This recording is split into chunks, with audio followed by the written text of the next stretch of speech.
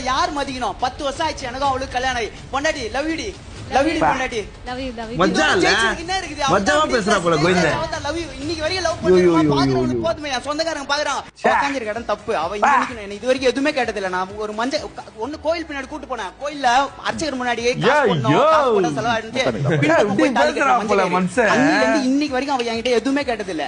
இந்த சிவகார்த்திகன் சொல்வார்ல, யாழ்னி மாதிரி பொண்ணு கிடைக்கிறதெல்லாம் அது என் சாமி சார். அவ இதுல என்ன மேட்டர்னா, காசுலாம் ஒரு மேட்டரே இல்லடா. இதெல்லாம் ஒண்ணுமேடா. வாழ்ற வாழ்க்கை தான், லவ் தான்.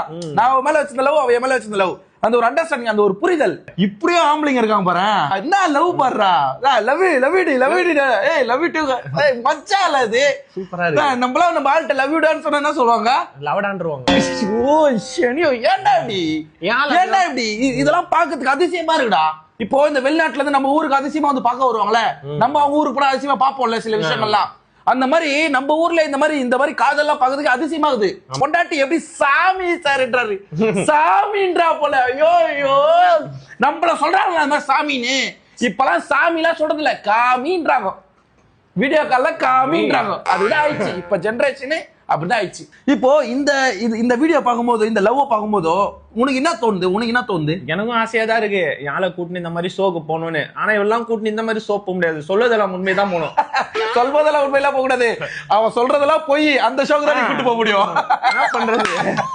எனக்கு என்னன்னா, அந்த மாதிரி ஒரு பொண்ணு நம்மளுக்கு கிடைக்கணும் அப்படின்லாம் இல்ல. அந்த மாதிரி ஆளாவும் நம்மளும் இருக்கணும். அது அக்செப்ட் பண்ணிக்கணும்ல.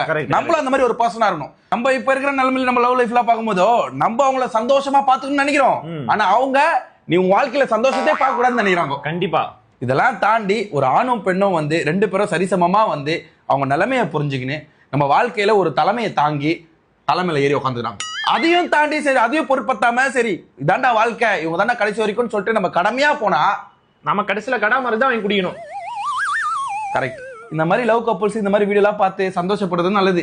இது நம்ம வாழ்க்கையில் நடக்கணும் நம்ம யோசிச்சு வச்சுக்க, ஆபத்து தான். ஆமா, அவனுக்கு என்ன இருக்குதோ அதுதான் நடக்கும். ஆமா, எனக்கு எது செட் ஆகலன்னா எல்ஜிபிடி போயிருவேன்.